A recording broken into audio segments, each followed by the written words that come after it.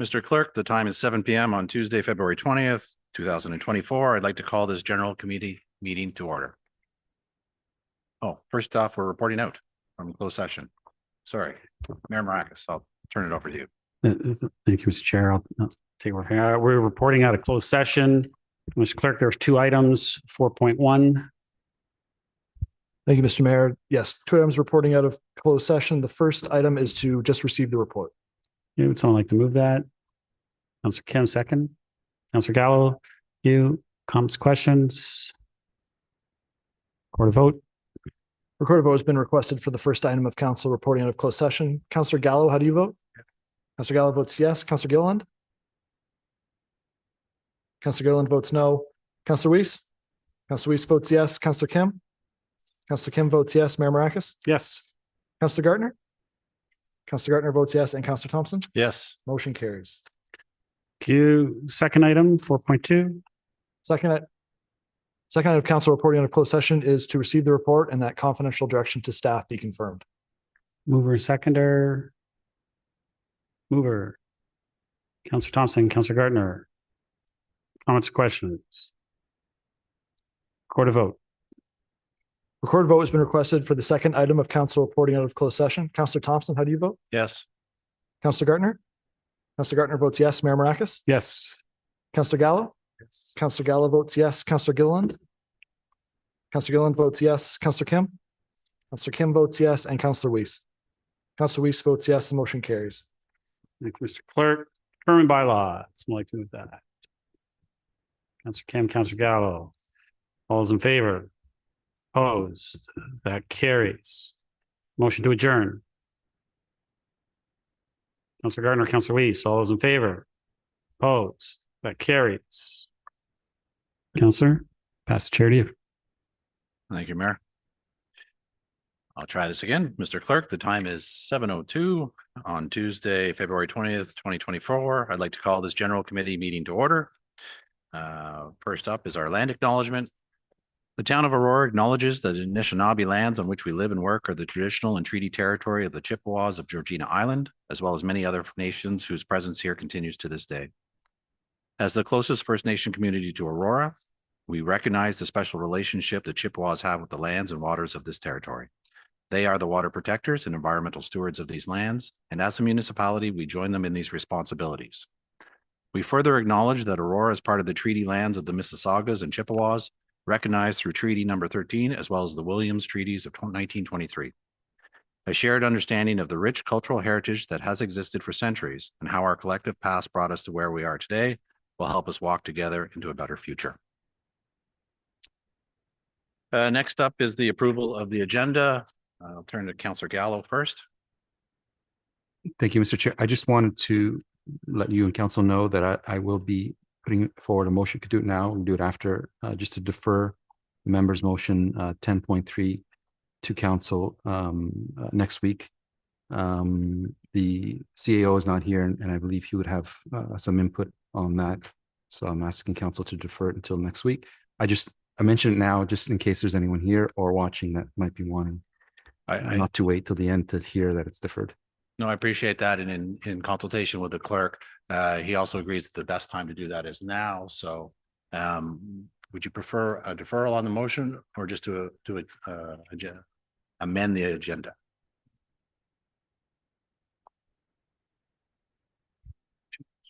Just agenda, please.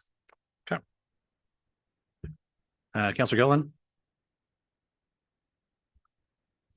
Oh, sorry, Councillor, he'd like us to vote on that first, and then we'll go to you after. Can I have a mover to amend the agenda as suggested? Councillor Gallo, seconded. Councillor Kim. All those in favor? Approved. Councillor Gilliland, floor is yours. Thank you.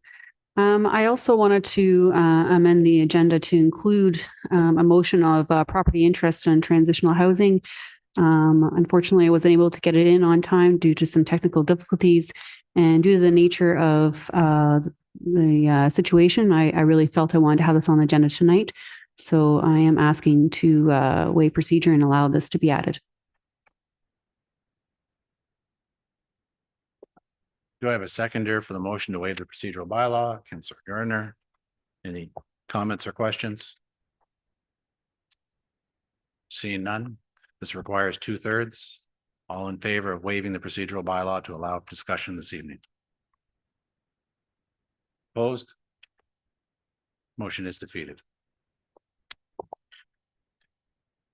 May I now have a motion to approve the revised agenda? Moved by Councillor Gardner, seconded by Councillor Kim. Any comments or questions on the agenda? Seeing none, all in favor? Motion carries. Are there any declarations of pecuniary interest? Seeing none, we have no community presentations this evening. We have no delegations this evening, so we will move to the consent agenda. May I have a motion to approve consent agenda item 7.1? Councillor Gallo, seconded by Councillor Gardner. Any comments or questions? Councillor Gilliland. Thank you. There was much confusion about which minutes were pulled. I will probably get to that in new business later on this evening. Although this is considered the public session of the closed minutes. And I do stand by my comments that procedurally, I believe that there were things that were not procedurally done correct, which is why I don't agree with these minutes. I will continue to disagree with these minutes. And Mr. Chair, I do hold you, not you, Mr. Chair, but Mr. Mayor, I do hold you accountable as chair on the procedure of the technicality of what had occurred. Thank you. Mayor Mrakas. Thank you, Mr. Chair. Through you to our clerk, Mr. Clerk, was anything procedurally wrong with how we went about our closed session minutes? Through the chair, if we're speaking just about the minutes, there's nothing procedurally wrong with the minutes. Thank you. If there's no further comments or questions, all in favor of receiving the minutes? Opposed? Motion carries. We'll now move on to the advisory committee meeting minutes. May I have a motion to receive item 8.1 for information? Mover? Councillor Gardner, seconder? Somebody, please. Councillor Gallo, any comments or questions with regards to the accessibility advisory committee meeting minutes of January 10th? Seeing none, all those in favor? Carried. Okay, now on to items requiring discussion. First up, 9.1, the Aurora Business Improvement Area Governance Review. Can I have a motion to move the staff recommendation?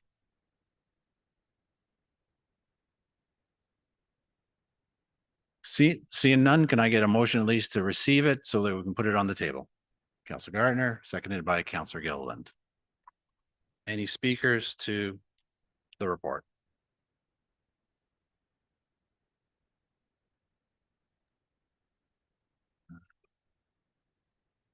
Councillor Gilliland. Thank you. Through Mr. Chair to is Miss House in the house or somebody who's a staff? Yes, she's online. Okay.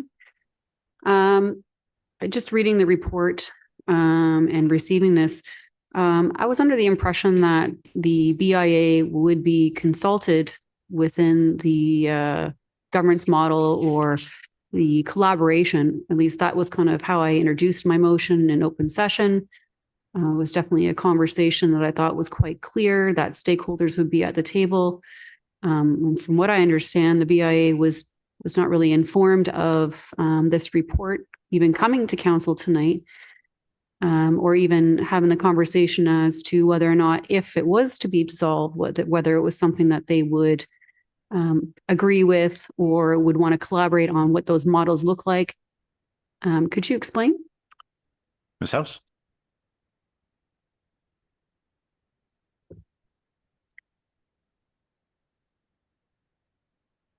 Ms. House, can you hear us?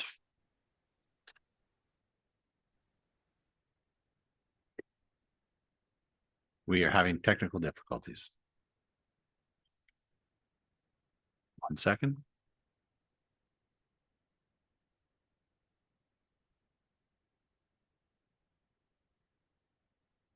Councillor Gilliland, can I come back to you? Sure. Councillor Weiss. Thank you. My questions are similar, but I just want to make the point that the BIA, in at least the 7 months that I've been working with them, have gone through some transformative changes, hiring a marketing person, someone who's acting as our engagement specialist. The board itself has been out there beating the bushes, talking to our members, the BIA members, the business owners. And I think they're in the right direction in trying to create this impact in the community with the businesses there. The other thing that needs to be understood, I believe, is that these business owners, the people on the BIA, are doing this as volunteers, and they're have difficulty in their capacity as board members to get out and do the work that needs to be done. And they've done that, I think, as best that they can, and are very keen at continuing with the BIA. There's a BIA meeting tomorrow, and I don't see why this couldn't have come to the BIA for a discussion prior to coming to council.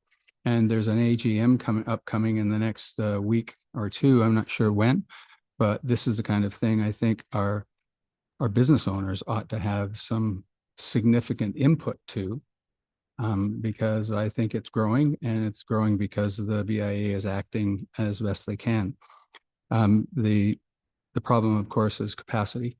They just don't have the resources, either the human resources or the financial resources, to deliver what they would like to do. They are now involved in strategic planning to move forward for the next number of years. So while I appreciate Ms. Howe's providing the information that she has, and I think it's good information for the BIA, I just wanted to express that tonight, I think we need to look at this as a work in progress, as opposed to a motion to do 1, 2, or 3 of the alternatives that have been identified in here. So I'm not in favor of selecting any of the alternatives that are in this report at this time. I'd like this to come back to council, and after it's been thoroughly looked at from the BIA's perspective. That's all I have to say. Thanks. Thank you. Mr. Clerk, is Lisa back on? I don't see her now again. She's just dropped. Okay. Perhaps we can just table this one for the moment and see if Ms. House can reconnect, in which case we'll just move on to the other and circle back to it. That way she can answer some questions if council's comfortable with that.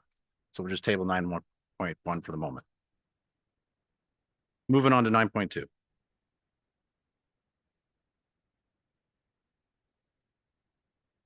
Can I get a motion to accept the staff recommendation with regards to the draft procedural bylaw being brought forward?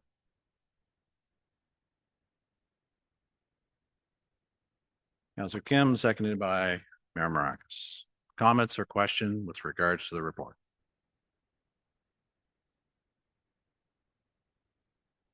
Councillor Gilliland. Thank you.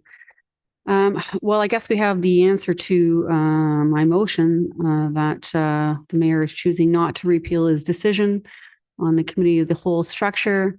I am really disappointed that the will of council's democracy was not upheld as far as what we would like to see, and respectfully understanding that, you know, working as a team is important to the establishment of this council, and that if we are to work together, that perhaps having a conversation of how we conduct our meetings should have been something that we were privy to. But unfortunately, we were kind of beholden and told how it was going to be.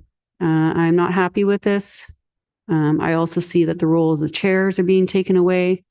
Maybe to some it's not as important, but I do feel it is an important role that council members have had the opportunity to rotate the chair I think it's really a great opportunity for everybody, and now that's being taken away. And it will now just be the mayor only. I don't know what this means moving forward as far as the rest of the committees and all the other procedures around this, because from my conversations with a few other municipalities, the way the committee of a whole is conducted is different from municipality to municipality. And so far, this report really doesn't tell me specifically what that means, what the details are. But unfortunately, we're not even being asked. We're just being told. And so I am disappointed with this. And as such, even though it's out of my control, I'll just be voting no at a principle. Councillor Gallo.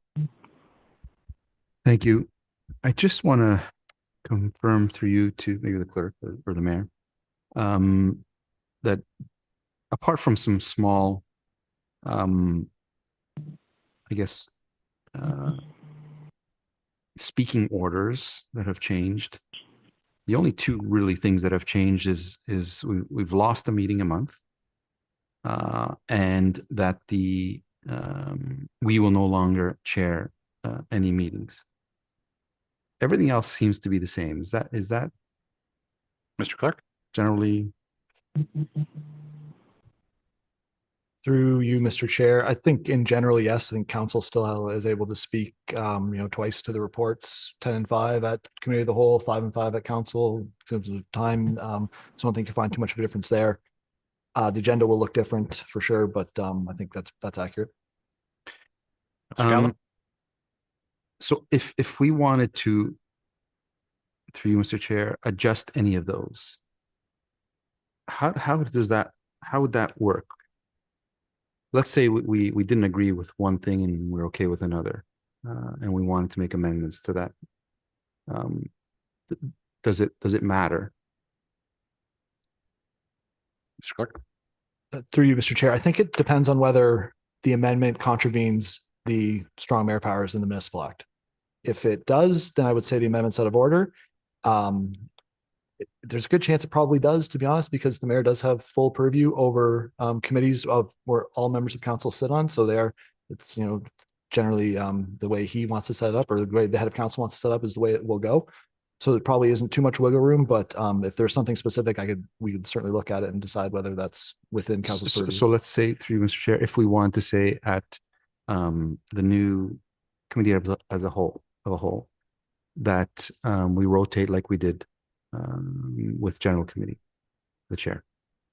Mr. Clerk? Through you, Mr. Chair, the act is specific that the head of council does have control over the chairs and vice chairs of their committees. So no, that would be out of order. Councillor Gallo? Okay. I guess, reading this, and really those are the only two significant things that I can see is being proposed to change. And the first time this came to us, my comments really aren't any different, that I never saw an issue with what we're doing. And I'm happy to entertain and to change things when we're fixing a problem. I just don't see a problem that we're fixing here. In fact, we're removing a meeting a month, and while I have full confidence in staff that they'll be able to deal with the agenda items, it's not just for us, it's for the people out there. While there's only 3 right now, who knows who's watching and who knows that wants to participate. And we removed one more of those opportunities for the public to come and communicate with us.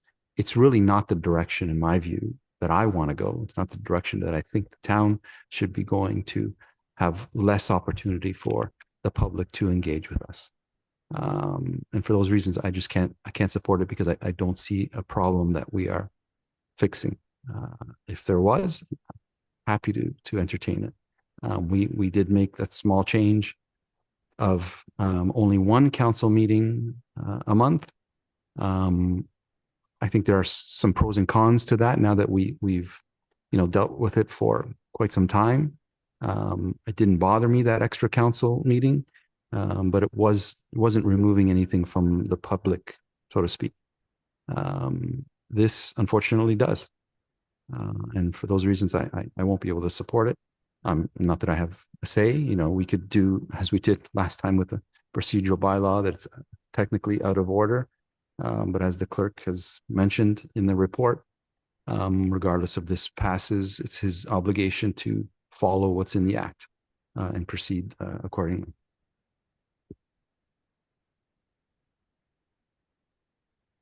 Any further comments or questions? Mr. Clerk, I have a couple comments. I'll start off first with a question. You do make note within the procedural bylaw with regards to electronic participation. I have noted that there are other municipalities out there that have started to put limits on the amount of times that a particular member of council can participate electronically. If I wanted to put that amendment forward, is it best to do it through this process or separately through a notice of motion so that while there is some flexibility, it's not something that can be done all the time?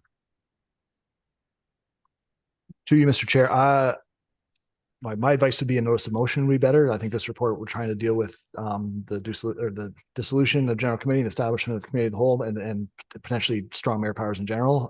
Something like that, I don't think has any doesn't really what's the word? Fit? Yes, thank you. That's fine. That's fine. I would do that. Secondly, while I do appreciate and respect the comments of my fellow councillors with regards to the reduction in number of meetings. It's not one a month. There's only 7 meetings being reduced because we already have 5 months where we only have 1 GC. But I guess I'll better direct this one to the mayor. It was my understanding that one of the purposes of so doing is to allow for more time to deal with more substantive measures in closed session. And so that we would still tentatively hold that other Tuesday in our schedules for closed session meetings that, we may perceive would take longer than typically the hour we give now. Is that correct, Mr. Mayor?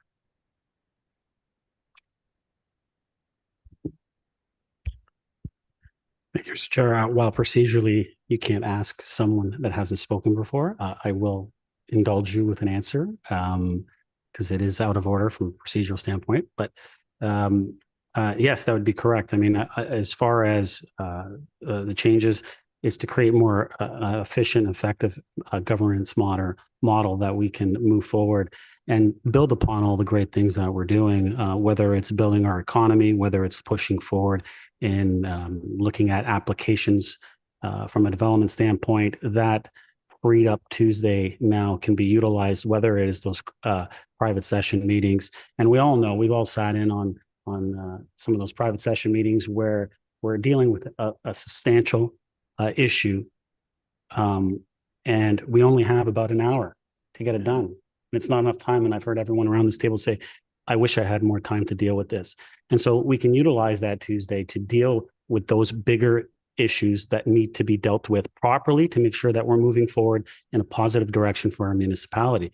The other option as well is it leaves it open for the possibility, if we do have more than one substantial development application that comes in a month, that we can deal with 2 applications that month and have a second public planning meeting if needed for our municipality. So therefore, as we talk about all the time, we're in a housing crisis, we can move forward those applications more promptly, swiftly, and get them done efficiently and effectively to make sure that we are doing the things that our municipality needs to do to get things done for our community. Thank you, Mr. Mayor. Mr. Clerk, with regards to the procedural bylaw, it only speaks to closed session being offered at 5:45 in advance of the meetings.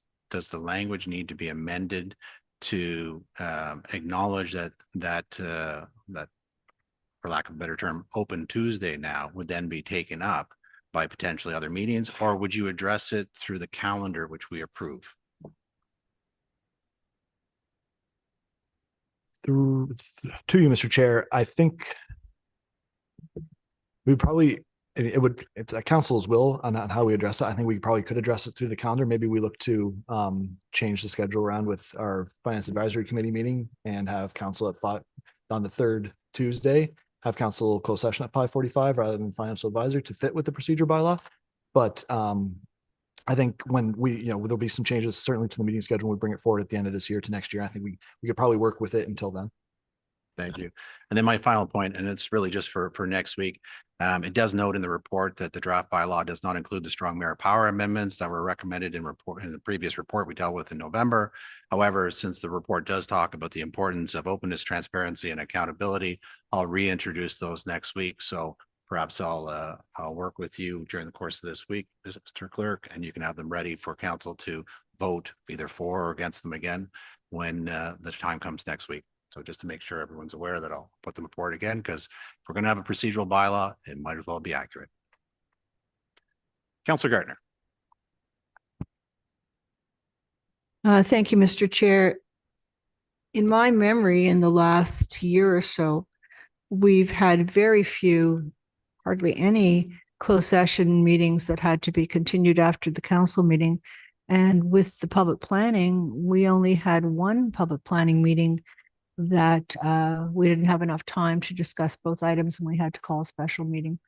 And this is the first I've heard of this, and I really don't think it's, from our experience, I really don't think that what you're saying is necessary, or what the mayor is saying is necessary. Thank you.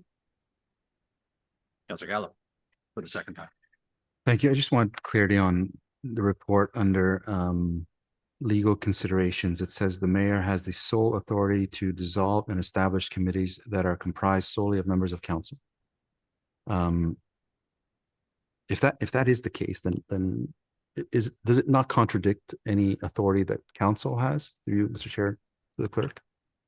I think Mrs. Desario wants to weigh in on that, if that's okay. Sure, of course. Through you, Mr. Chair. No, because it's part of the strong mayor's framework, it doesn't contradict any council authority, because in the legislation, it specifically says that those powers are assigned to the head of council. Councillor Gallo. But notwithstanding that, through you, if council wanted to dissolve or create, it's fully capable and legally able to do that, is it not? Ms. Desario. Through you, Mr. Chair. I still don't think so. When I'm reading it and I'm interpreting it, I'm seeing it as that the head of council has the authority to do it, because they're assigned they're assigned the power to to establish or dissolve committees. And in doing so, it removes the power from council to do the same thing? Ms. Desario. For this case, it's similar to the budget one that I think it does. Councillor Gallo. Okay, I think we can have further conversations on that. That's a slippery slope. I'm sure we all agree with that. Councillor Gilliland for the second time.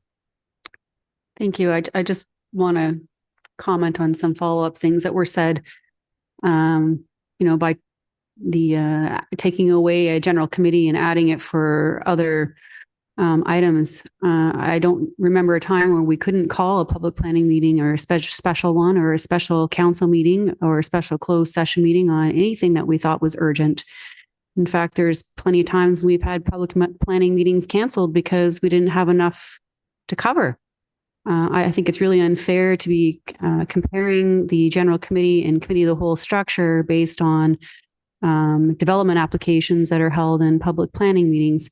I still believe that we are one less meeting, one less delegation opportunity, one less time to be having open conversation, one less time to be introducing new motions. There is less time.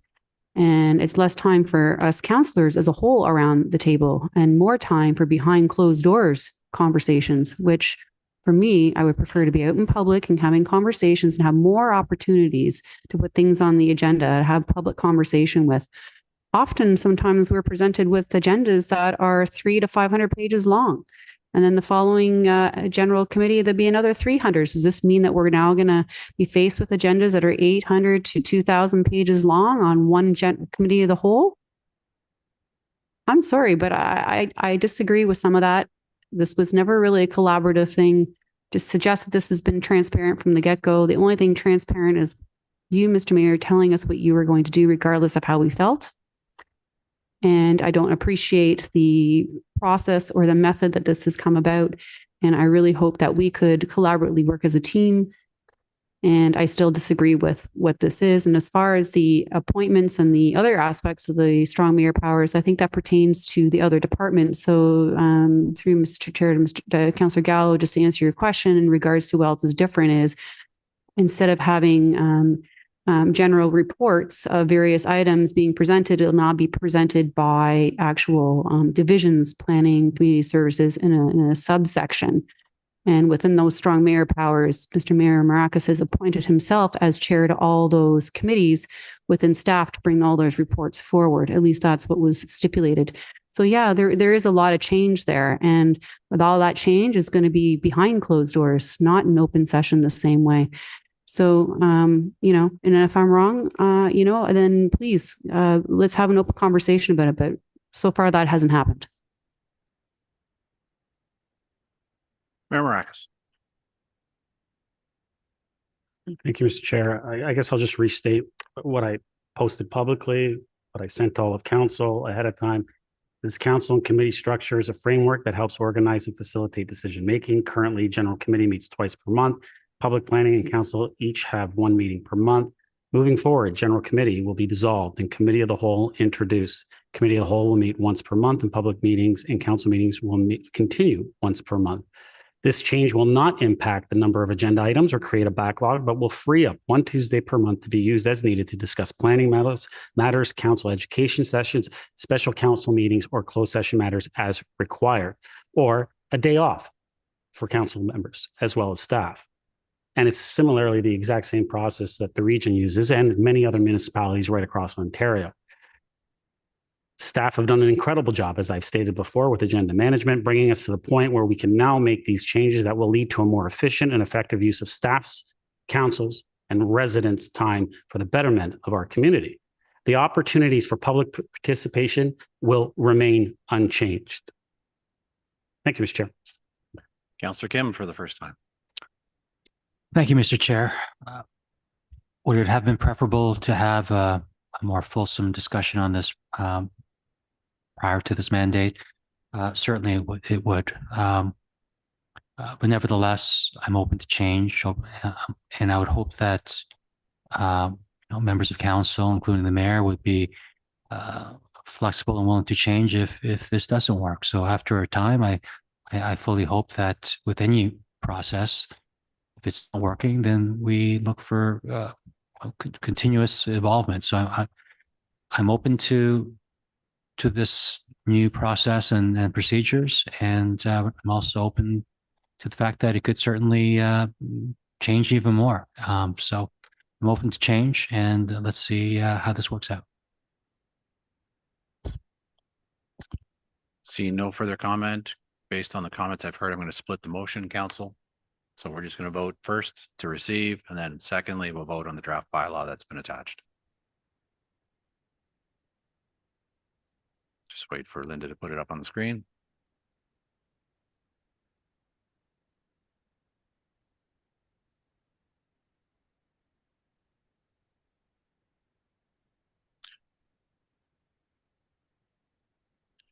All those in favor of receiving the report? Opposed? That motion carries. Second.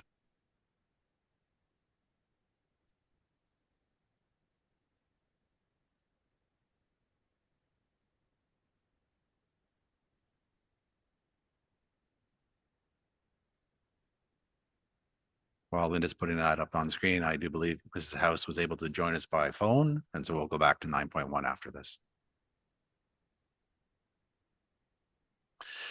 All those in favor of the procedural bylaw that's been attached? Opposed? Motion is defeated. Going back to 9.1.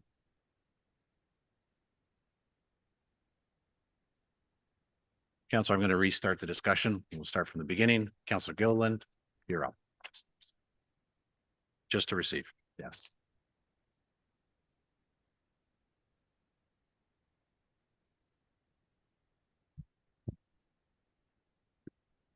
Yep, you're on. Thank you. Through you, Mr. Chair, to Ms. House.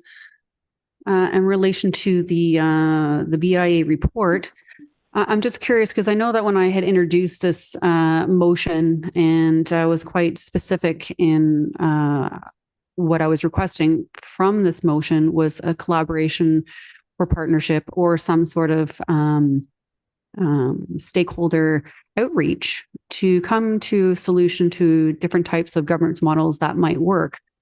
However, I don't recall ever having any kind of collaborative conversation with the BIA, having been a board member. And also, I felt today there was a lot of members of the board that had no idea that this was coming forward. And so I'm just curious as to why that didn't occur. Mrs. House.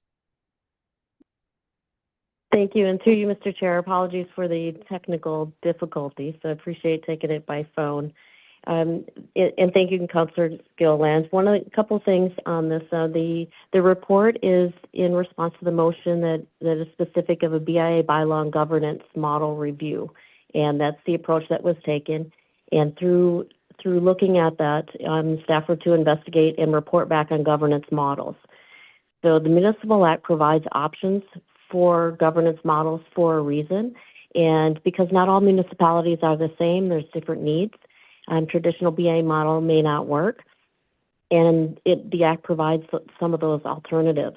Again, it's really what are the needs of the municipality and not the needs of the BIA. How best can this model work to serve the municipality?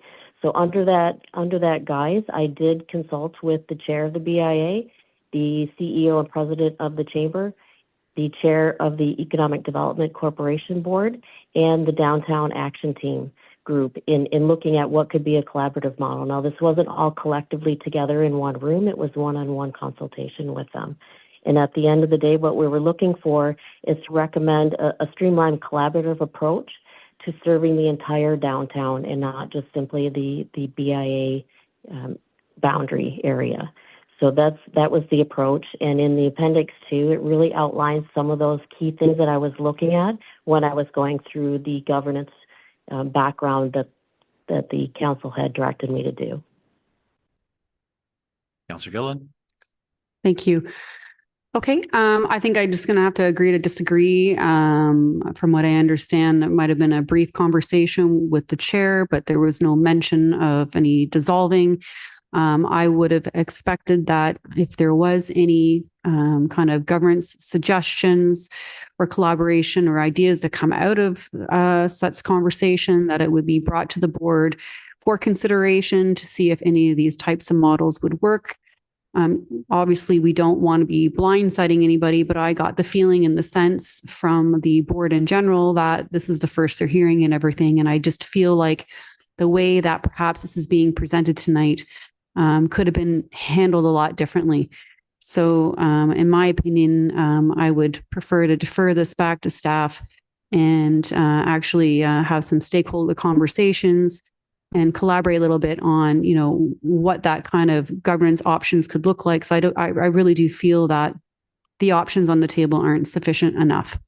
For example, if, dissolving was something that made the most sense, perhaps there's a conversation with the board that there would be some subcommittee and the entire board just worked with that subcommittee and it was the same people, but yet we were using resources of the town that didn't duplicate efforts. I'm just spitballing and maybe that's not the right one either. But the reality is that I don't think those conversations were had.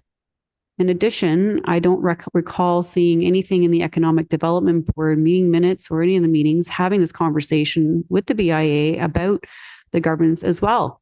Myself, I'm considered the BIA liaison to communicate. And the last thing I had talked to them about was the fact that this motion was there. So again, I just feel like I thought it was very clear within my introduction of my motion that there would be some sort of collaboration with the stakeholders where you would get each other in a room or have separate conversations and then get everybody in a room so you can figure out what would work best, figure out what the needs are and what's not working, what's working, how can we work together, what's the best way to do this.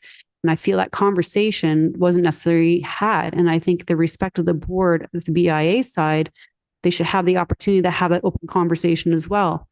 And from what I understand, they also have an AGM that's coming up on the 28th. They have, things they're supposed to be voting on and having open conversations. I know they've been working really hard. They have gone leaps and bounds to where they started and where they are. And yes, there are some things in the municipal bylaw or the act that prohibits them from moving forward progressively. And they also have some financial strains, absolutely. But they've done a lot and conquered a lot through this process. And it's been a learning experience for the BIA, trying to understand what we need to change in order to move forward. Simply by bringing a report forward and asking council just to dissolve it to me is just, it's just to me inappropriate. I'm sorry, it just is. I appreciate, what you were trying to do, but I just feel like there's a lot more missing information here of collaboration. So personally, I prefer to defer this back to staff, allow that collaboration to happen, involve the boards to have this conversation and see if, the same conclusions come. I want to see more options on the table, whether it's to remain the same, hybrid, whatever that would look like. I just don't think there's enough on the table. Councillor Gallo. Thank you. Through you to Ms. House. Could you just confirm that, because I found it a little shocking that I hear council members say that the BIA wasn't consulted. And I am shocked because I read in the report, it says the board has mixed feelings about a new model. On the one hand, the board members want to see the BIA survive and provide value to the members. On the other side, the board acknowledges that there is a duplication of efforts and that they may require significantly more funding to provide the value to members as they envision. To me, that says that a conversation was had with board members, with the board. But through you, Mr. Chair, to Ms. House, you've confirmed that you only had a conversation with the chair. Mrs. House. Through you, Mr. Chair, I have had conversations with the board members as well. Those direct comments are coming from previous board meetings. As I was writing the report and getting it prepared to go to circulation, that's when I had the conversation with the chair and informed her of the direction that this report was going. And that's when we put in some other language in there that they're not in favor of dissolution. They wanted to see some others, but on the other hand, they don't know where their role is compared to the other organizations that are all working at the same time in the downtown area. It's a struggle to look at 4 or 5 different organizations all trying to do the same thing in the same area. And the one that has the most constraints under the Municipal Act is the BIA. And it's hard to maneuver under that kind of structure. And the only one that can change that is council. The BIA cannot just make their own changes and operate any way they like. They have to work within the boundaries that they're set in. And the only one that can change that is council. So the options that council have are those that are put forward. There's alternative recommendations in the report, but that was the direction, was to look at the different governance models and report back to council, not report back to the BIA. Councillor Gallo. And I can appreciate that. And I don't think anyone's suggesting you report to the BIA, but conversations to both the BIA, all of the participating organizations should be had, even if we listen to Councillor Weiss, that things have changed in the last while. So I don't know when your conversations, how timely are they taking into account any changes that have happened in the last little while with the BIA? Through you, Mr. Chair. Ms. House. Through you, Mr. Chair, the conversations have been going on. The recent success of the board has been through outsourcing to another party, which is identified in the report. I don't know how sustainable that is, and that is also identified in the report. If the BIA seeks more funding to do some of the same work and offloading the work to a third party, again, from a staff review and governance review, that's not sustainable as duplication in the downtown when we have a number of organizations that can come in and really move the agenda and move the initiatives across the entire downtown. Can someone just give me a timeline on when the BIA was established? Which came first? The Economic Development Corporation came after the BIA? Can someone Ms. clarify House? that. Through Which you, Mr. Chair, they were both within the same year, 2018, and fully established in 2019. The only reason I ask is, you know, we knew terms of reference. We knew what each body was doing. We know what the chamber does. Perhaps we should have known at that point that there's going to be duplication of services amongst the three organizations. You know, my preference is to have more in-depth conversation with the BIA's board officially and see what their perspective is, because I don't want to sit here and even though I can completely shut down an organization without having a thorough conversation with their leadership. I don't think that's correct. Thank you. Any further comments? I share the sentiment that it should be referred back to staff, especially when I hear that their AGM is around the corner. I think that this report certainly has stirred up those conversations, and I think that every effort should be made to find the right resolution or solution to the issues, and perhaps through the AGM process and gathering their members and the concerns raised and issues raised over this report, you know, further ideas or thoughts may come out. Maybe we end up back at the same point, but I do agree that, you know, further engagement with the BIA is necessary before making a decision. So I would be supportive of deferring this back in staff until after the AGM. Right now, the only motion is just to receive it. So Councillor Gilliland moves refer to staff. Do I have a seconder? Councillor Weiss. Comments or questions on the referral? Seeing none, all those in favor? Motion carried. Thank you, Ms. House. Thank you. Moving on to 9.3, the One Joint Investment Board. Can I get a mover for the staff recommendation? Councillor Gallo, seconded by Councillor Kim. Any comments or questions with regards to the report?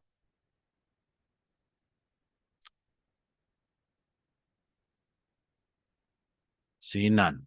All those in favor? Opposed? Motion carries.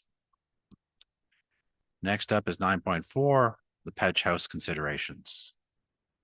Can I get a mover for the staff recommendation? Councillor Gallo, seconded by Councillor Kim. Any comments or questions with regards to the report? Councillor Gallo. Thank you. I'm glad to see something is happening. Just one question to you, to Ms. McDougall. I hate going halfway.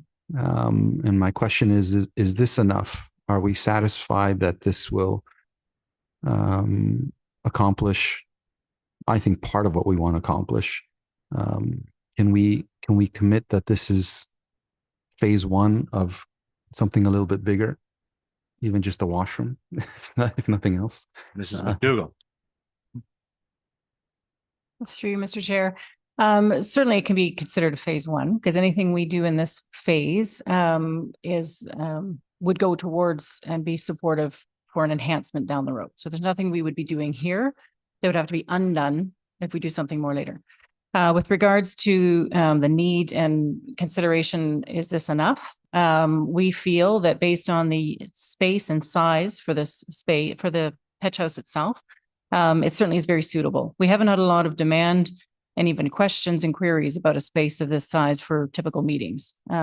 So what if we can bring it to a state where people can use it on a short-term basis for a very small capacity because of the necessary requirements to meet code based on these improvements?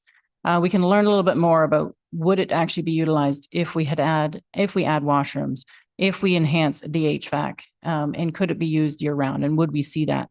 I think we need to learn a little bit more about that type of demand, noting that if it goes that path, building code would have to be revisited. It has different measures to be met if it's going to have washrooms and be a year-round use. But that's all achievable, as it's noted in the report. That's possible, but certainly keeping in mind you add washrooms, the footprint now squeezes and gets smaller. So the functionality will have to be considered if that's the path we wish to take. Councillor Gallo. Yeah, thank you. And that's really my point is whatever we do now, let's not forget kind of a bigger picture and not have to do things twice. And maybe we should have a bigger picture idea of what we want to eventually see in that space. And I realize there's some information gathering that this will help us achieve because, it's been just sitting, withering away there for way, way, way too long. So I'm happy to see this as long as it's part of a bigger plan. Thank you. Councillor Weiss. Thank you. And I too am happy to see this come back on for a use that's appropriate for it. So thank you for that.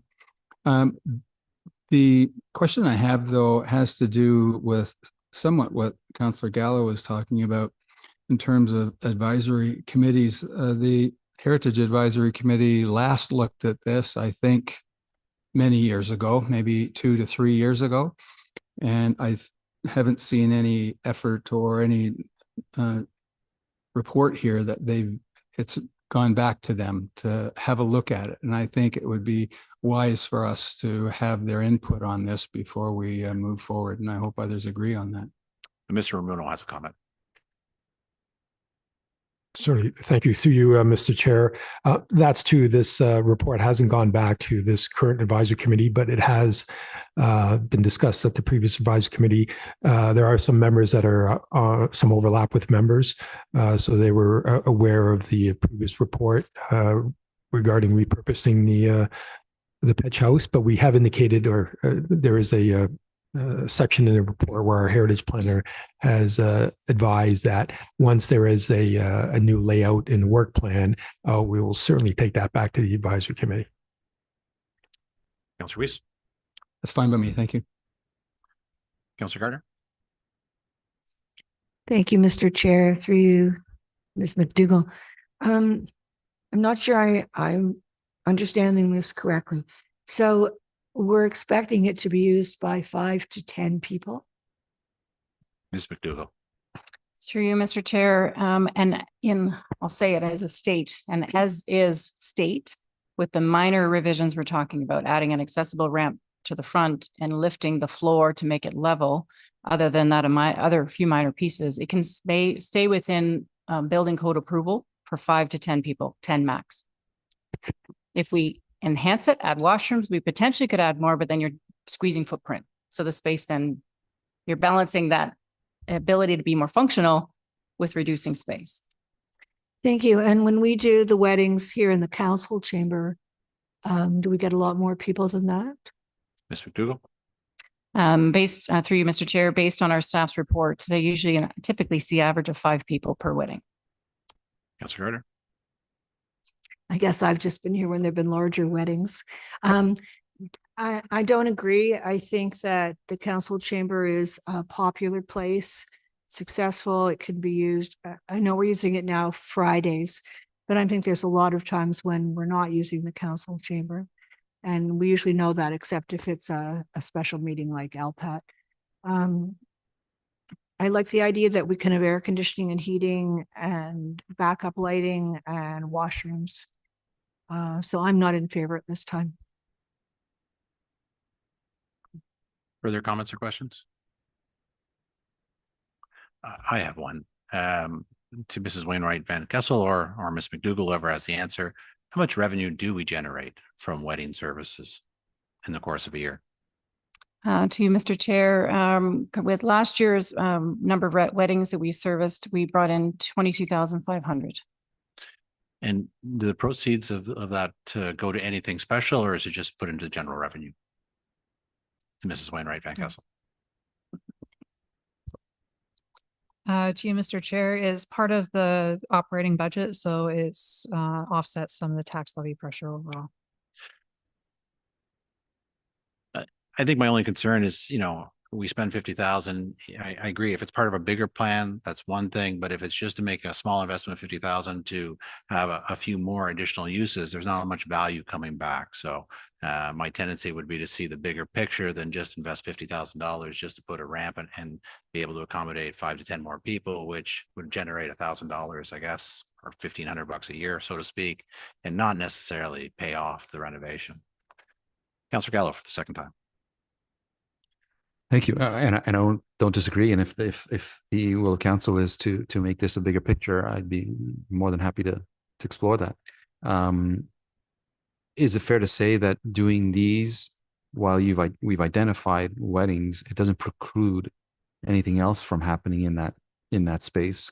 Could it be a meeting space? Could it be used for anything else, even with 10 people? Mr. Chair. Through you, Mr. Chair, we understand from our building code, our OBC, our chief, that unfortunately it has to be a limited number of people, maximum of 10, under the current state and for a short duration. If they're in there for a long period of time, like an extended two-hour meeting, for example, we'd have to be prepared to accommodate with washrooms as well as lighting and HVAC. Councillor Gallo. Okay. I'd really like to move this project along, whether it's just this or something more. I think we just can't keep ignoring that building that's there and let it wither away. It just doesn't make sense to me. This fund has over $300,000. I don't know what the price tag is to outfit it so that it complies with building codes and is properly functioning 12 months of the year. But perhaps we should be exploring that. Councillor Weiss for a second time. Yeah, thank you. Since it's so close to the senior center, has the senior center or the Aurora Seniors Association been apprised of this, and have they given approval for the obvious using of washrooms and their own space for this type of thing? I'd hate to go forward with something and find out that they're not happy with this, or that their operation is going to have to be curtailed in some way or another. So could you just provide that through you, Mr. Chair? Through you, Mr. Chair, the Seniors Association was consulted. Now, this was a while ago. I'm going to say probably a year or two ago, in the consideration of the Petch House for this purpose. At that time, they were not comfortable with the public coming in and using their space, in particular, a group of wedding parents, the bride and groom using their space on a regular basis. They, of course, wouldn't know how frequent it would be. At that being said, we felt wedding services being provided during operating hours of town hall, we would encourage the use of town hall washrooms before they proceed over to the wedding chapel. So it was designed as a program where it could be accommodated with the coordination and collaboration of town hall operation and operating hours, so that we didn't impede our desire of this use on the seniors. Councillor Weiss. So through you again, I heard that they didn't like this a year or so ago, but have they been revisited with this so that this doesn't come as a surprise if this moves forward? Through you to Mr. McDougall. Through Mr. Chair, in fairness, not recently. So it's certainly something staff can revisit with the existing board and to see if their opinion has changed. I appreciate it. Thank you. Councillor Kim for the first time.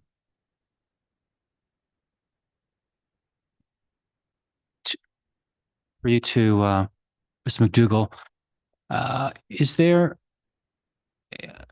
there ever been a case where the clerk was not available? I'm assuming the clerk is the only person that can perform marriages in council. Mr. McDougall, I think Councillor Kim's looking for a second job. Through you, Mr. Chair. Actually, our manager of customer service, That's right. Ivy, performs them, and we are also moving ahead with certifying other staff to be able to offer the same service. So it's not just all on one staff member. Councillor Kim. And for you, can you provide us just some guidelines in terms of our past experience? Has there ever been occasions where it's so busy that we had insufficient staff to do the weddings, and perhaps a second location like the Petch House would offer an opportunity to bring extra revenue, or really we don't have as much demand to go beyond the 22,000. Ms. McDougall. Through you, Mr. Chair, in consultation with our manager of customer service, who oversees this program now, she isolates the weddings to typically Fridays only. So if there was a request, they'd have to be deferred to an open slot on a Friday. That being said, based on the increase of requests, she anticipates this will only increase. Our wedding program and promotions with corporate communications is continuing to improve and increase. We anticipate the demand will go up. So having an alternative space would be beneficial, as well as spreading it out through the week. One of our benefits of having it at the Petch House versus here in the chambers is there's some turnover. There's a setup takedown necessity that's if we do it here in the council chambers, where the Petch House would enable us to leave that setup up between bookings. So it reduces that turnover time for us, as well as leaving the council chambers as it is intended for business. Councillor Kim. Thank you. And through Mr. Chair, and I see the 50,000 as an investment, not just across 1 year where you can compare it to 22,000 in revenues, but it sets a stage for revenues to increase across multiple years. And so I think of this as an investment. And certainly, in council in prior years, we made that initial investment to refurbish and transport it here in next to Town Hall. That was I believe that to be a great move, and this could be the next step into what it will evolve into. And it sounds like from what you're saying, Ms. McDougall, that there's an opportunity for additional revenues or growth in revenues, and perhaps other use cases as well. And my last question through you, Mr. Chair, is I'm just wondering whether there even needs to be a washroom there, because we have the senior center close by, and we have the town hall. And if staff is presiding over this, I would presume one of the buildings would be open to use the facility. So I'm just wondering whether a washroom in that small space is even necessary. Ms. McDougall. Councillors, please. Ms. McDougall. Through you, Mr. Chair. Mike. Your microphone's on. Thank you. The washrooms would be of interest, through Mr. Chair, the washrooms would be of interest if we see an expansion of the use of the Petch House beyond business hours of Town Hall. So if there was a desire after hours, and we wanted to expand or grow programming in that space, we would need washrooms to be available after hours. If we can accommodate these weddings within Town Hall business hours, we would encourage the families to utilize Town Hall washrooms and then go over to the Petch House, have the service, which is typically 30 minutes, and then it can come back to Town Hall if needed. So they wouldn't be needed for this seasonal use that we're speaking of. Councillor Kim. Thank you. That's all. Councillor Gardner. Thank you, Mr. Chair. Through you. Do we, when we're talking about the $22,000, we're not taking into account staff time, I don't think. Ms. McDougall.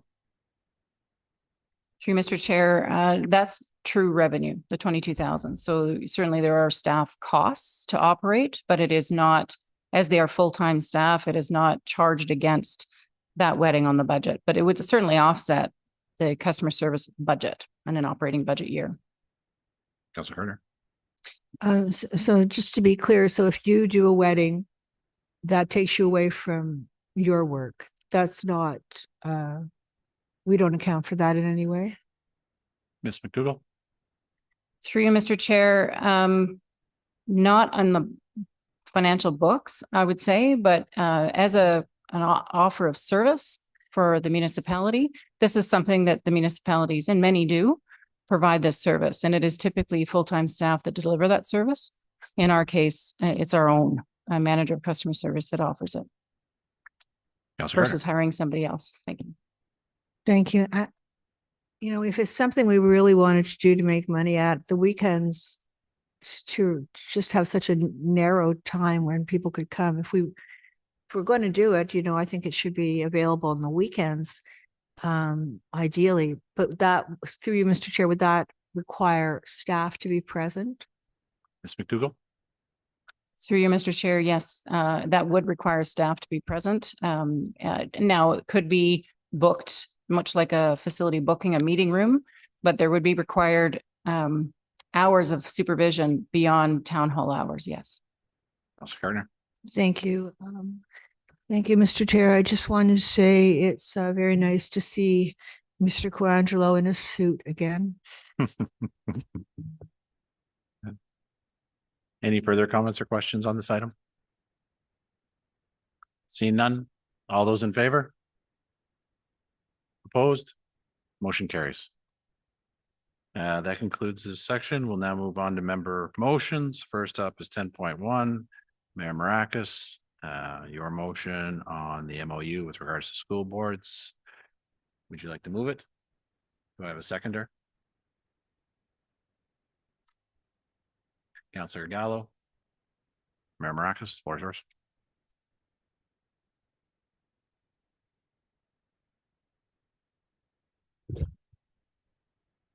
Don. Thank you, Mr. Chair.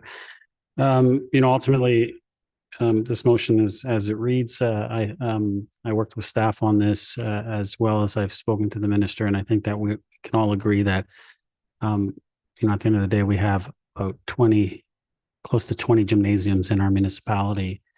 And ultimately, it's about making sure that they're used all the time and that our organizations, our residents can get access to it. And so it's about creating an MOU, working with the school board, working with the minister to create that MOU so that we can do something very similar that we do with our outdoor fields, similar to the MOU that we do with St. Max in regards to the outdoor field. Where we have the municipality has use, we can get our organizations in there. And so at the end of the day, this is about creating more opportunities and more value for all of our sporting organizations, all of our groups, anyone that wants to have access to a gym. We know that we're in a deficit when it comes to gymnasiums. And instead of continuously having to build them, this is a way we can work together with the school boards and utilize those close to 20 gyms that are in our municipality currently. So I look forward to hopefully passing this, having our staff and the minister working with the school boards to hopefully create an MOU that our residents and our organizations can begin to have access to make sure that those gymnasiums are utilized at all times. Thank you. Councillor Weiss. Thank you. This is probably not an all Ontario problem, as item number 1 says, but it certainly is our problem here in this community. Sport Aurora and the sport organizations have been talking about an opportunity of streamlining the permitting policy, because each of the two boards have different permitting policies, and new people coming in have difficulty navigating that. And the notion of block booking was proposed, I would say 18 months, 24 months ago. So I'm really happy to see this motion come forward, because if it's accepted and if you can work with the school boards to manage it. The only problem that I've seen or that I've heard from people, and I'd like some clarity on it, has to do with whether the existing allocation policies that we had would be extended through this MOU, because I think it's very important that one of the benefits of this is that whereas the school boards may not have that priority in terms of grandfathering and whether it's a youth group or an adult group, et cetera, not for profit or profit, that's very important to us and to our sport organizations. And I'd like to make sure that the MOU has that kind of clarity in it, that because I think there's a misunderstanding that the town is interested in getting those 20 gymnasiums for town programs, and they may in fact cause more problems for local sport organizations competing with the town for that space. So through you, I'd like to hear from Mrs. McDougall or the mayor, which direction you think this is going to take, or if there's going to be some consultation with sport organizations, or is it I'd hate to see this go through all this work and then find out we haven't solved a lot of problems. So whoever would like to take that. I'll direct it to Ms. McDougall, and perhaps Mayor Mrakas can add his comments the second time Sure. around. Ms. McDougall, your thoughts? Through you, Mr. Chair.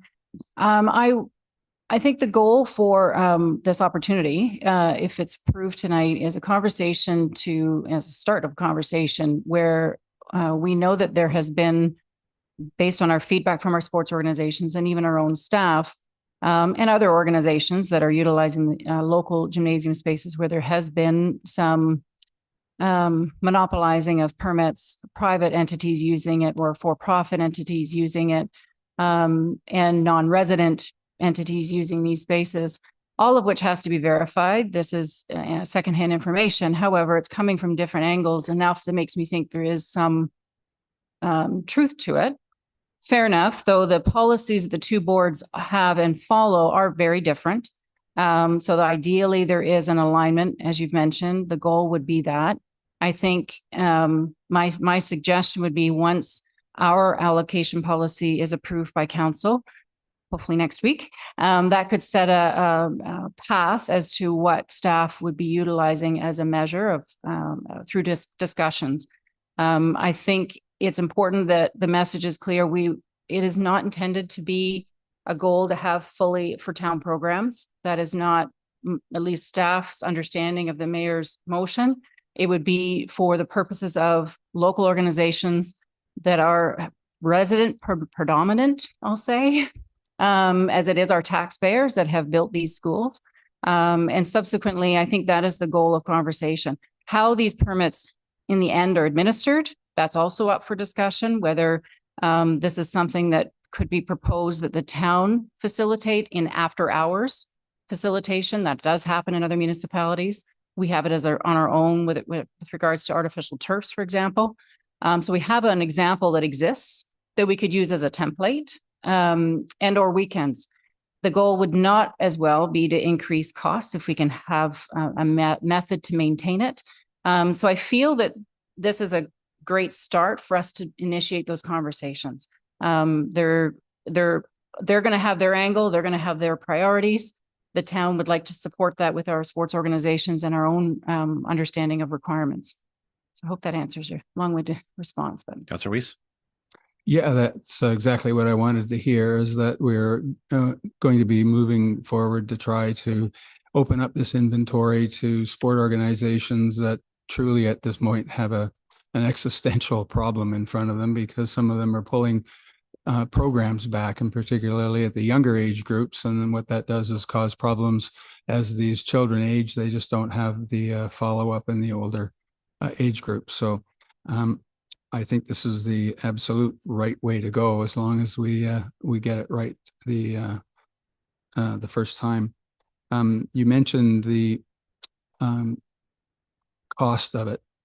Do you anticipate, and I guess you don't know the scope of what we're about to embark on, but is this going to have staffing impacts for us here in town to take on an existing 5, 10, 20 or whatever gymnasiums? I want to thank you and the town staff for managing permits very well, because frankly, the permitting program that you have works very well, and I'd like to see it extended. But I want to find out whether this is going to have some staffing impact, or you perceive to have staffing impact as a result of this through you. Ms. McDougall? through Mr. Chair, I think it depends on the scope and scale of what comes our way. If you're talking all 20, even half of that, I think we have to be careful of what our current facility booking staff can take on. But if it's 1 or 2 gymnasium spaces, it's quite possible we can accommodate that within our staffing. So it depends on the scale of how much the cooperation and collaboration can become supported. And again, if it's us taking it on, it still might be the school board, but they might change their allocation policy to be more suitable to the needs of our community. That's really what I think we need to go for. Thank you.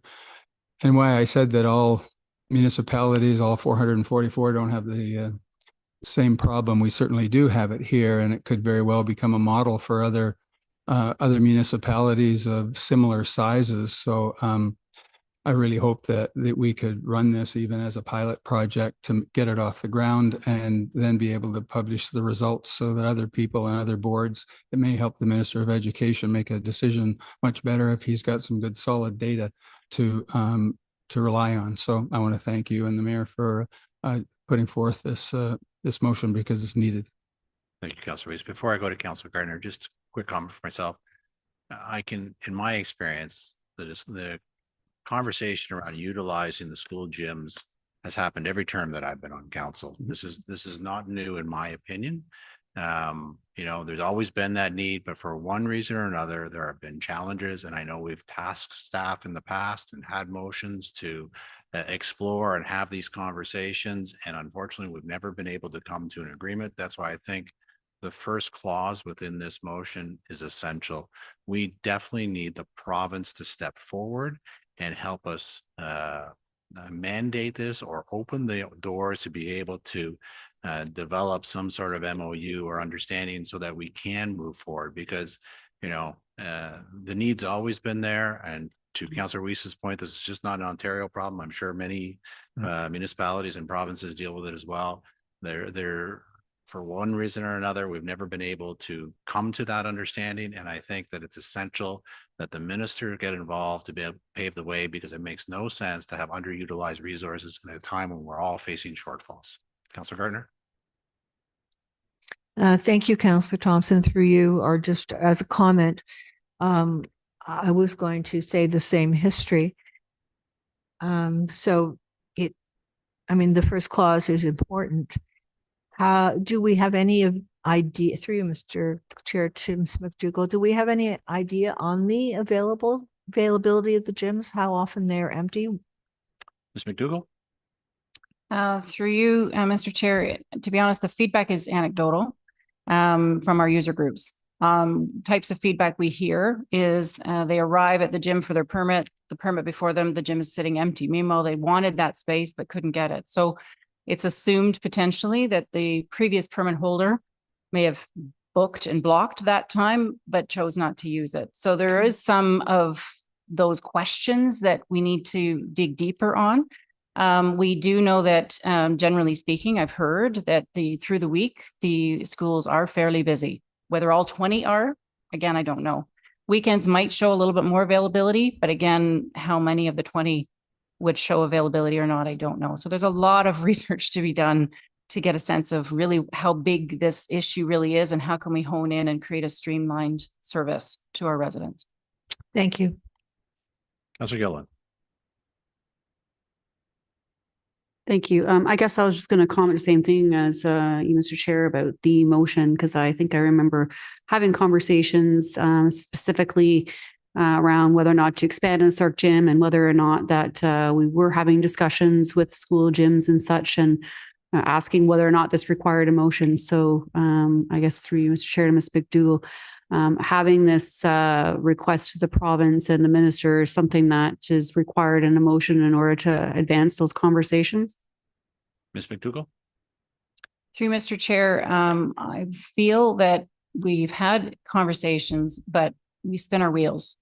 I do think having upper level of government and the Minister of Education behind what we're trying to achieve would reinforce a stronger message. Staff still have conversations. We do book permits where we can, but we're repeatedly bumped from our permit last minute, or we don't have access. They're just not available. So the conversations have been had. I do think this will help reinforce the severity of it. That's not the right word, but the importance of it.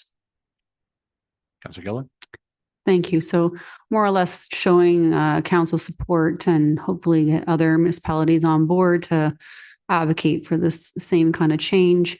You know, it's something that, you know, I support in principle, so long as it doesn't really affect some of the local nonprofit organizations and such that want to participate in utilizing the gym and also some adult recreation. I know that there's some adult recreation that often gets bumped out of these permits too. So I definitely feel the pain, and we're in dire need of space, and that's where we are. So I want to support this and thank everybody for their advocacy on this, because I know many councillors around the table have spoken highly about wanting to collaborate with schools in certain ways. And I believe Councillor Weiss, you and Sport Aurora were also working collaboratively behind the scenes as well. So there's many people that have the same vested interest. And I think it's important that we band together and let the province know this is something we need. Thanks. Thank you. Councillor Weiss for the second time. Yeah, thank you. And I just wanted to clarify that I believe that number one is very important to get the upper levels of government. Although 444 municipalities may not need it, I really care about the ones that do need it, and they need to be moved off of their positions by the minister. So I'm fully in support of getting this to the minister and having those continued discussions, because I think that will cause some action to occur. So that's all I had to say. Thanks. Thank you. Mayor Mrakas, would you like to make further comments? Okay, thank you. See no other further comments or questions. All those in favor? Opposed? Motion carries. Next 10.2, Councillor Gilliland's motion with regards to legislation amendments to the municipal codes of conduct. Councillor Gilliland, I assume you want to move it. Seconder, Councillor Gardner. Councillor Gilliland, would you like to speak to it? Floor is yours. Thank you very much. I thought this was really important motion to bring forward. The Ontario government introduced legislation that mandated employers to have a workplace violence and harassment policy. And that legislation highlights the rights of all persons to be in a safe place at work. Yet, ironically, municipally elected representatives essentially have immunity just by virtue of public election. As such, there is a lack of tools in the Municipal Act of holding members of council accountable for harassment in the workplace. And unfortunately, right now, the most severe penalty that can be imposed on a member of council is suspension of pay for only 90 days. There is no current process in place for removing members of council from office, even when acts are egregious and substantiated. And I believe that this policy should be the same as the private sector as it is for the public sector for the municipal members of council. As such, I know AMO has called on the government to table and pass legislation that addresses these concerns and creates tools available to municipalities to facilitate it should it be necessary. Everyone deserves and expects a safe and respectful workplace. I also want to give a shout out to the Women of Ontario Say No. They have been big advocates of this movement. I did see them speak at AMO. I know they have been making a lot of headway with other levels of government. And obviously they're targeting the Ontario government as well. I really appreciate the non-bipartisan approach, because this is non-bipartisan. At the end of the day, what I'm asking our fellow council colleagues here is to support this call to action for the safety, respect, for the betterment of our community and our workplace. And that's what this motion is about. We just need some new legislation that's going to be tabled and passed so we can all feel safe and respected. Thank you, Councillor Gilliland. Any other speakers to the motion? Councillor Kim. Thank you, Mr. Chair. I'd like to thank Councillor Gilliland for tabling this. I'm a big supporter of AMO and understand that they, drafted the legislation or drafted the initial verbiage and asked for a call to action for all members of council throughout Ontario, and even put out the resolution text behind that. And so I thank Councillor Gilliland for following through on AMO's ask, and I believe it's a good one, and I will be in support. Councillor Gardner. I think Councillor Gilliland has said it all. So I will just say that this is an important motion, and I'm sure that it will pass by this council. Thank you. Further questions? Just have one, Councillor Gilliland. I'm not sure if you know the answer, and perhaps maybe you can find it for next week, but I know this, it looks to me the same motion that AMO did put out and asked for other municipalities to pass. Do we have any idea how many municipalities have put this motion forward and passed it?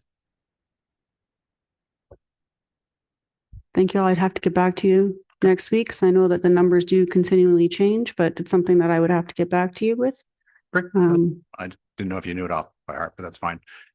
Similar comments around the table. I mean, certainly supportive of AMO and the work they do on our behalf, and happy to support this motion, and thank you for bringing it forward.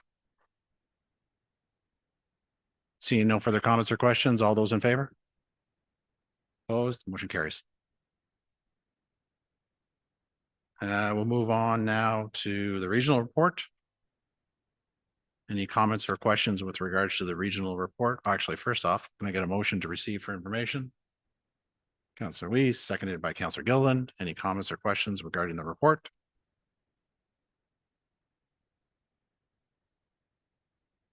Seeing none, all those in favor? Motion carries. New business. I will start on my left. Councillor Kim. Councillor Gallo. Mayor Mrakas.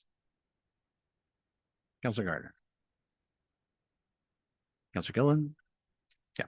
New Yes. business. Thank you. I wanted to have a reconsideration on the minutes of 7.6 of January 22nd. I believe there was some confusion that there was public minutes and closed session minutes, so it should have been 0.7 and 0.6.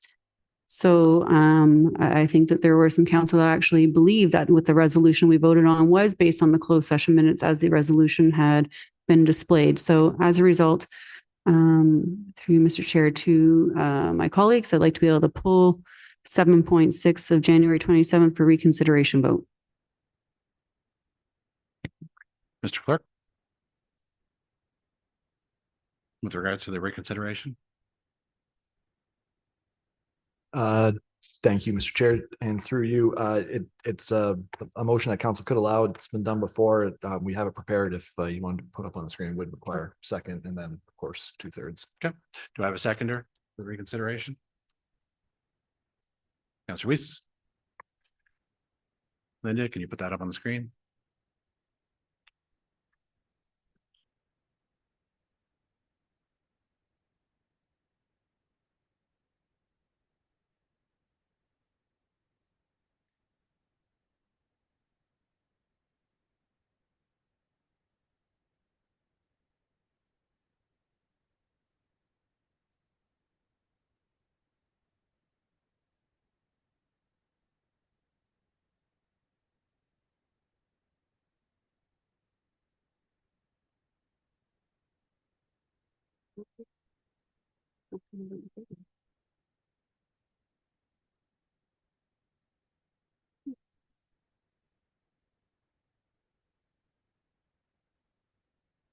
While Linda's putting it up, any comments or questions on the reconsideration?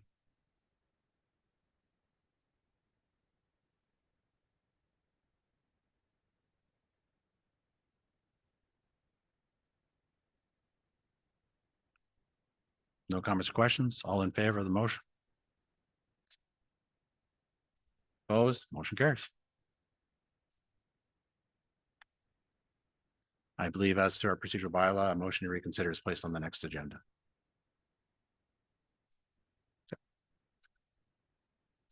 Mr. Clerk.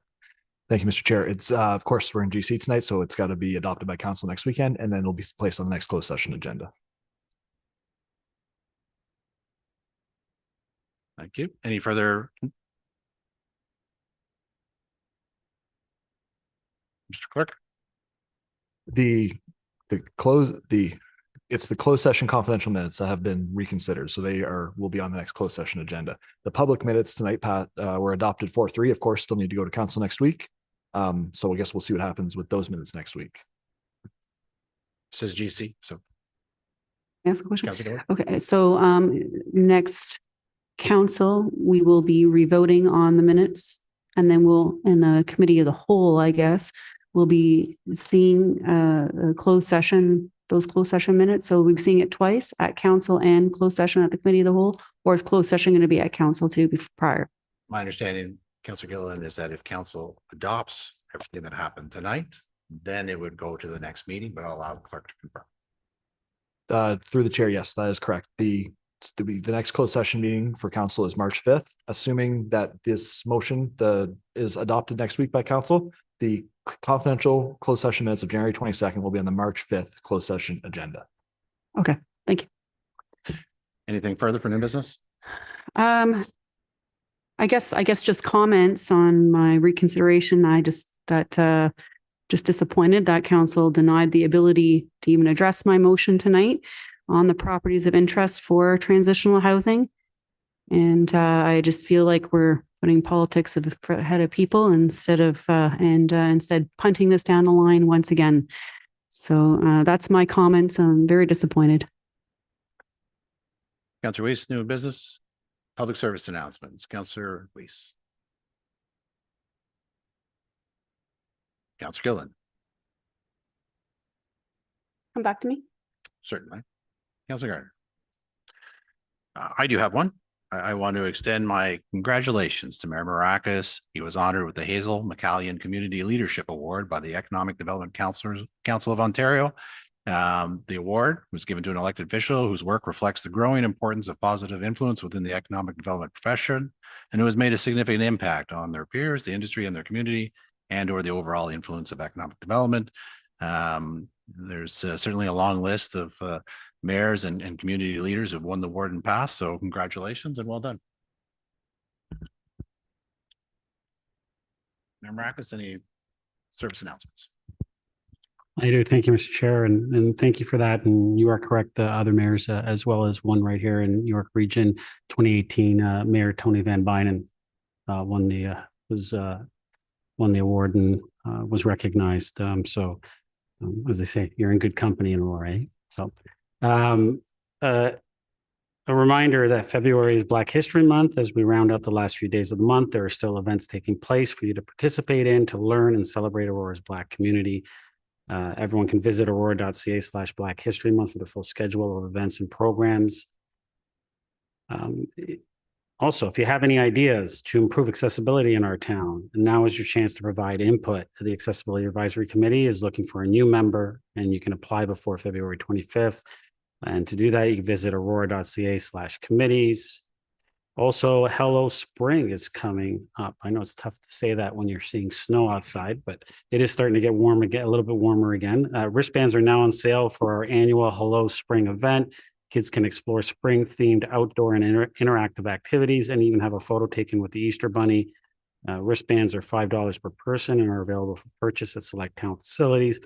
More details are available at aurora.ca/Hello Spring. And also tomorrow, I hope everyone will join me. I know it's a sold-out crowd at the Mayor's State of the Town annual address hosted by the Aurora Chamber of Commerce starting at 11:30 a.m. Tomorrow, I'm looking forward to letting everyone in the building, as well as all of our residents, about all the great things that we have accomplished as a community, from an economic, arts and culture, from a sporting perspective, our parks, our trails, everything. And talking about all those great things and talking about all the great things that are to come over the next year. So I'm looking forward to having conversations with everyone tomorrow, and I'm looking forward to seeing my colleagues at the event as well. So thank you, Mr. Chair. Councillor Yell. Just to piggyback on positions at committees that are open, have we closed the applications for the Heritage Advisory Committee? I know there was an opening there for you to whomever. I was looking to Carly first, then the clerk. Can we get back to you in just a second? Sure. I was looking it up. Councillor Kim. Councillor Gilliland, back to you. Thank you very much. There are a few things. First, I want to highlight the coldest night of the year event that's happening this Saturday. So it is a great event to raise money for the homeless homeless shelters and in transitional housing, emergency housing. It's raising funds for a great cause. I actually have my own team. Please feel free to join me this Saturday. My team's called Walk Warm Like a Hot Fudge Sunday. And I look forward to seeing everybody out there this Saturday. What is going on is many other things in the community, including the Aurora Tigers is playing at 7:30 on Saturday night. It is also one of the last days for the pilot project for purchasing a beverage while you watch the game. So please come on out and enjoy supporting your local hockey team. I encourage you to check out what's going on in the Aurora Cultural Center. They have a lot of great shows that are happening, as well as the Hillary House has some great and fantastic events for everybody, and the Aurora Library. And don't forget, Aurora Theater has a show going on as well called Blythe Spirit. Also in town is the Royal Rose Art Gallery. They've recently put on some plays. They have some new permanent vendors there for you to check out. There's so many things to do in Ward 2 and the arts and culture sector. I really encourage you all to go out and check it out. Thanks. Thank you.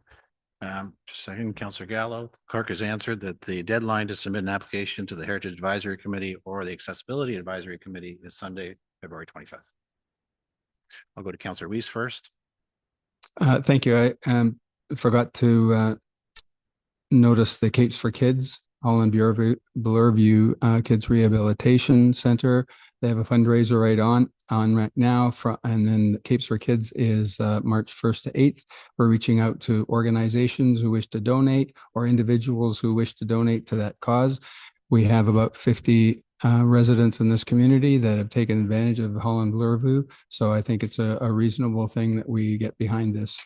So if anybody has any information, they wants information, go to Holland Bloorview, Capes for Kids, or they can get in touch with me. Perfect. Councillor Gardner, did you have something? We forgot to mention the mayor's celebration of student arts that's happening Thursday at Town Hall. I believe it starts at 6. And it's not just us who are welcome, the public is welcome. Perfect. Mayor Mrakas? Thank you, Mr. Chair. Thank you, Councillor Gardner. That's what I was going to bring up as well. If you haven't been up onto the second floor, please go take a look. The artwork is extraordinary. We have such gifted and talented youth in our community. It's actually inspiring to see the work up there. And I suggest that everyone should go up there at some point. But I did want to also mention Arctic Adventure was this weekend, obviously family day long weekend, and it was just phenomenal to see all families out there enjoying themselves and getting together at our town park. It's always great to see when Aurorans get together and have spend a day together. And but I did want to give kudos to Shelley as well as all of our staff and the volunteers for the tremendous work that they've done putting together that event. This year it was over 2 days. We had it on the Saturday evening as well, everyone that I talked to was having so much fun. So kudos to staff for doing another excellent event, and we have so many of them, and we should be proud of the work that staff do. So thank you very much, and I know everyone enjoyed the weekend festivities. Councillor Gilliland. Thank you. I just failed to thank Councillor Weiss for joining the team as well. And also I should probably do a shout out to all my council colleagues to perhaps check out the coldest night of the year as well, and see if perhaps you want to join my team, or at least very least donate. That's all. Thank you. Seeing no further public service announcements, we have no closed session items, so may I have a motion to adjourn? Councillor Gallo, seconded by Councillor Gardner. All those in favor? Motion carried. We are adjourned. Thank you, everyone.